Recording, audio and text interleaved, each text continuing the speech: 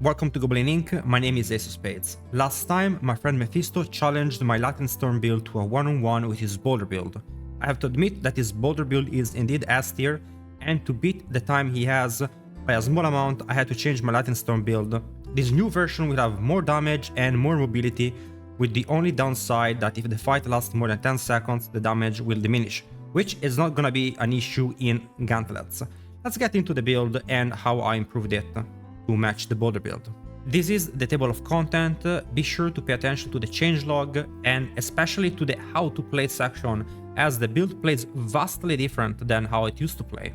So first thing we're gonna be changing about the Latin Storm build is Hunter Zenith, which is kinda what the build is based around now. So what are the pros and cons of Hunter Zenith? Well, you're not gonna be running Thunderstruck with that, which is the legendary node. And there's a lot that goes into this. First of all, the major thing that Hunter Zenith has is the Quick Shift. Quick Shift gives you damage whenever you shapeshift. It's something that you can avoid taking in the basic Lightning Storm build because you're tapping Lightning Storm rather than channeling. But if you keep channeling Lightning Storm after using a bear skill, then you get the full 35% bonus if you have a max strength ring, which I do not have right now. So, very good. But because now we get to use this 35% damage, there's more things that go into the build that are like channeling based. So there's no reason anymore to run Symbiotic. Again, with Hunter Zenith, we want to channel, not to tap anymore. The tapping was to proc Symbiotic and to reset Bulwark, which we don't need to because Hunter Zenith provide infinite resets of Trample and or Debilitating Roar, but mainly Trample to reset the cooldown of T-Bolt's Will. So now we reset T-Bolt's Will with that, provides us Unstoppable and the buff to our damage with the channeling. Additionally, because I have that, I might as well stack more benefits to channel. So one of the best glyph would be for this build in general would be Shapeshifter, which gives you a 20% chance to critically strike on your shape-shifted skill. From any form to any other form, you get 20% crit chance, which is not additive crit chance, is a different crit chance. So, you know, if you fail your crit chance roll, you get another 20% chance. On average, for us, this means about 13% extra crit chance, depending on how well geared you are. Very solid amount of extra damage you get from that. So, now we run this ring and Ring of the Starless Sky. Do we really have that much value after Thunderstruck? No, not really. So I calculated how much damage loss we get from not playing Thunderstrike, how much damage gained we get from Quick Shift, from not using... there is a lot of damage loss you take for run Thunderstruck, right? So, for example, since I have to run Symbiotic and to run Nature's Fury, I'm not getting 25% damage from Ursin Strength. I also cannot run Madwolf Glee. I have to run a chest with Symbiotic, or you have to run Symbiotic on the boots, which lowers your move speed. Less move speed means less damage, because if you're slow like a slug, you're not doing any damage because there is no enemies anymore around you. Overall, I am fairly positive that we are at 15%, 20% damage boost, even if you do not account for move speed. And in Gauntlet in general, it should be about... I'm talking about no Madwolf Glee, by the way. With Madwolf Glee, we should be about 35% more damage by running this setup.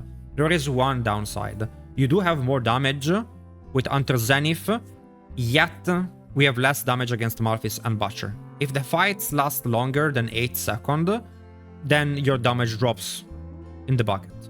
But this build is meant to be for Duriel, Vaults, and Gauntlets. I'm still gonna have the other build, and if you want something that can kill Malphis, more balanced out, play the other build. It's also a little bit tankier. This build, definitely, I went full dips for Gauntlets, so you also have more mobility. Trample really gives you a lot more mobility. On top of that, we have a bunch more changes to the Paragon that bring us to more offensive setups. But let's first take a look a little bit more at the talents that I've changed. So like I said, I've changed the full focus on Quick Shift, I have still not used the electric shock. I experimented with it and with the aspect of shared misery to share the immobilize, but running the math on how much damage I lose from getting the points, not being able to get other damage points like resonance, and not able to get some DR like Iron Fur, I decided that it was not worth it. I would rather go more offensive on the Paragon board and more defensive on the talents. Here I have Primal Lightning Storm because the Raging Lightning Storm is bugged. 99% sure I am correct on this one. Do your own tests. I think it's bugged and not worth running at all. For the Paragon we have quite a few changes. Starting, we talked about it with Shapeshifter. The second board here we have Spirit. And we take also a lot more nature damage nodes here, which some has HP. We recover a little bit of tankiness that way. We have Earth and Sky still in Heightened Malice. We have Steel Keeper here in Inner Beast.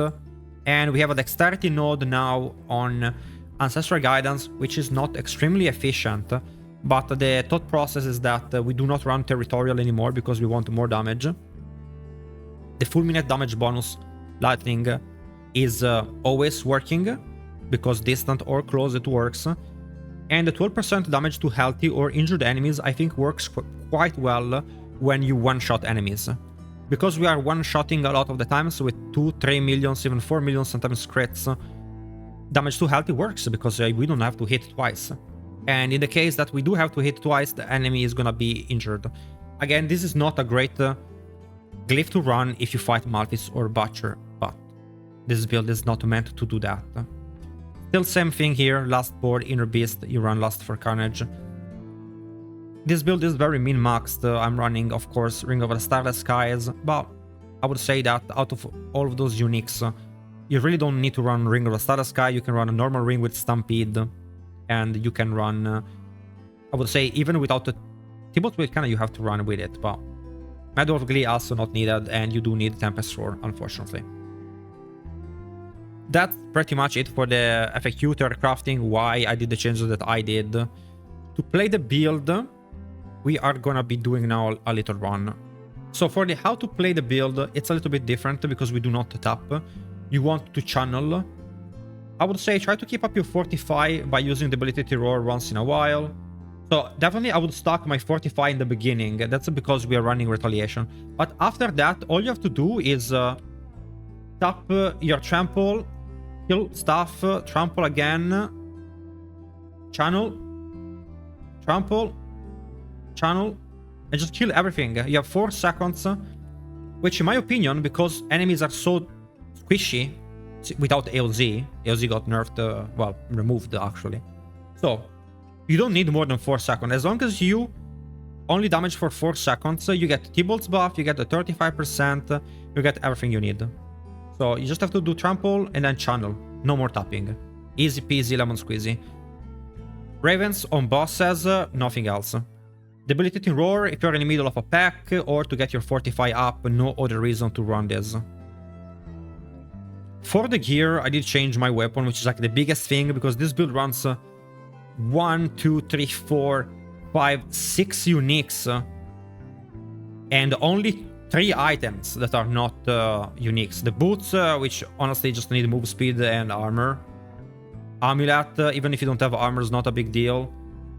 And really, the only thing you need to get is a good two-handed axe. Why axe? Because it plays into the fantasy of one-shotting, right?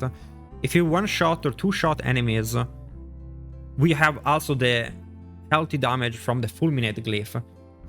So healthy damage, pretty good when you plan to one-shot your enemies anyway. Crit damage, willpower, all stats. Shepherd on it. The boots, all stats is great with move speed. T-Bolts will prioritize the damage. Unsung Ascetic Wraps prioritize everything besides lucky hit chance. Madwolf Glee, this one, probably if you don't have really good gear, you cannot run this one. You should run a Vigorous Breastplate, and if you have a bad amulet as well, this should become a Juggernaut. With Juggernaut, your armor capped, you don't have to worry about it.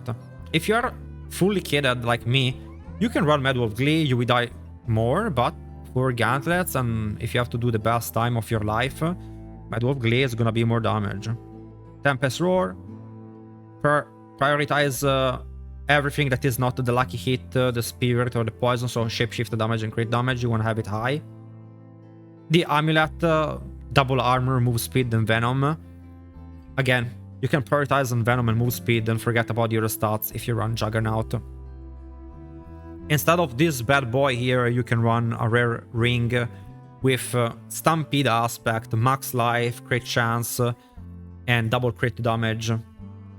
Under Zenith, prioritize the quick shift, the crit chance, and the damage while shapeshifted. Forget about the aspect part.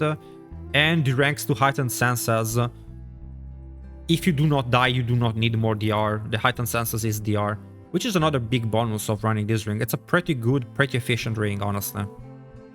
For the seasonal mechanic, the path, you have a couple of options. If you do not have Genesis, you can run Pool. But of course, the combo of Adrenaline, Support, Duration, and Tactical is overpowered for more damage. You have options here, so if you don't have Overnight, running crit chance or vulnerability here is okay, because against bosses you will want the vulnerability or you will want a crit chance. Safeguard is okay, you do not run it in gauntlets or tier 70s. Resource support also is something that you do not need to run, so you can run 5 good things here. Breaking, efficiency, Evernight, Safeguard, or Resource, depending on your needs. The talents, I went over them a little bit when I showed the changelog of what I did, but we run, I run 3 points now. We run, like I said, this one bugged, this talents here bugged. Here you can do a change, so you can take points out of here, or take points out of damage if you want. And you can add more magic resistance, and you can even add more armor in your gems here. Take those 2 out, add 500 armor. And that's pretty good if you want to run that. So that you can do.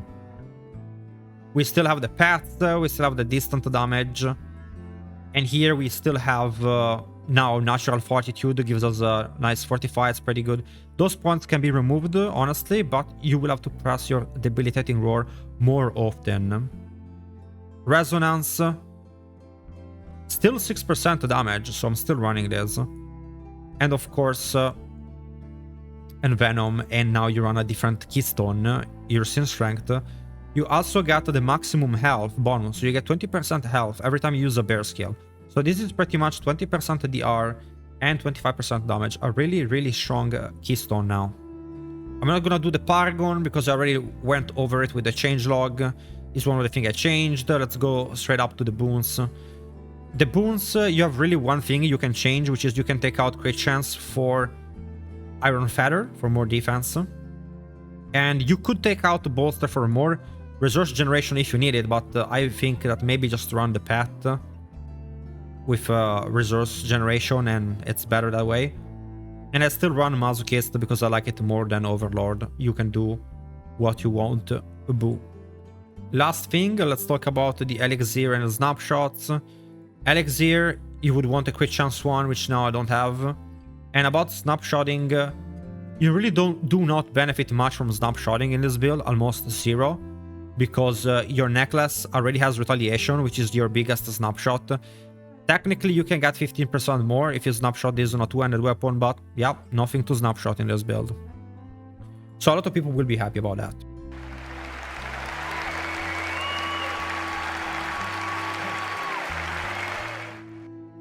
In the end, even though I was able to run a little bit faster, I don't know how many runs Mephisto did, and it's a gentleman agreement where we have to kill everything, every elite and champion we find.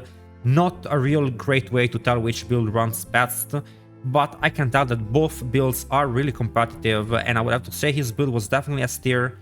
I was wrong about saying it was A tier. They will be competitive on the gauntlets, both of them, and I'm curious to see which one will do better, but especially see if I can myself make maybe some improvements to Boulder and see if it can be pushed maybe further. So my next video will cover that and see how the build performs without the Avarian Spear, which I think could be a mistake. See you guys on the next video. Have a good day.